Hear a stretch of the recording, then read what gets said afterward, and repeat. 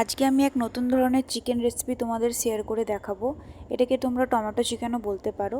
এর জন্য তোমাদের মাংস, একটা ডিম, বেসন গোলা, আদা রসুনের পেস্ট, পেঁয়াজ, ক্যাপসিকাম আর টমেটো লাগবে। বেশ কিছুটা টমেটো আমি এখানে সিদ্ধ করে নিয়েছি। এবার টমেটোগুলোকে আমি একটা মিক্সার গ্রাইন্ডারে ভালো করে পেস্ট করে নেবো।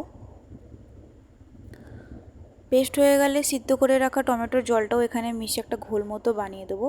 এবার এখানে গোলমরিচের গুঁড়ো, পরিমাণ মতো নুন দিয়ে ভালো করে মিশ্রণটাকে রেখে দেবো। এবার এক জায়গায় ডিমটা ফাটিয়ে সাইডে ভালো করে গুলে নেব। মাংসটার মধ্যে আদা রসুনের পেস্টটা, গোলমরিচের গুঁড়ো, ডিম, নুন, হলুদ, জিরে গুঁড়ো, লঙ্কার গুঁড়ো ভালো করে এইভাবে মিশিয়ে ম্যারিনেট করে রেখে দেবো। কড়াইয়ের মধ্যে কিছুটা সাদা তেল দিয়ে মাংসগুলোকে একে একে ভালো করে ভেজে নেব।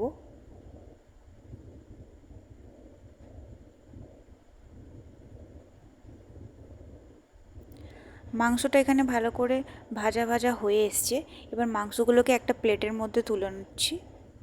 আর আগে থেকে বেসনের ঘোল করে রাখা বেসনের মধ্যে মাংসগুলোকে দিয়ে একটা একটা করে এরমভাবে তেলে ভেজে ভেজে পকোড়া মতো করে নিচ্ছি। এখানে মাংসর পকোড়াগুলো হয়ে গেছে।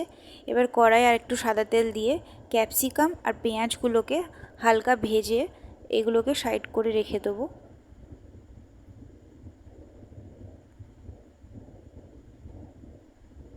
এবার সেই একই কড়াইতে ম্যারিনেট করা মশলাগুলোকে ভালো করে দিয়ে ভাজা ভাজা মতো করে নেব।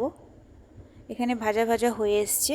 এবার পরিমাণ মতো নুন আর জিরের গুঁড়ো দিয়ে এর মধ্যে আগে থেকে পেস্ট করে রাখা সিদ্ধ টমেটোগুলোকে দিয়ে দেবো। ঢেকে ঢেকে যখন মশলাগুলো ভালো করে সিদ্ধ হয়ে যাবে তখন ভাজা পেঁয়াজ আর ক্যাপসিকামগুলো দিয়ে দেবো। এবার পকোড়াগুলোকে এর মধ্যে মিশিয়ে ভালো করে নাড়াচাড়া করেই রেডি হয়ে যাবে আমাদের মাংস। এখানে রুটির সাথে আমি এটাকে পরিবেশন করেছি। তোমরা লুচি বা পরোটার সাথেও খেয়ে দেখতে পারো। এটা খেতে কিন্তু খুবই ভালো লাগে। আশা করি তোমাদের রেসিপিটা ভালো লেগেছে।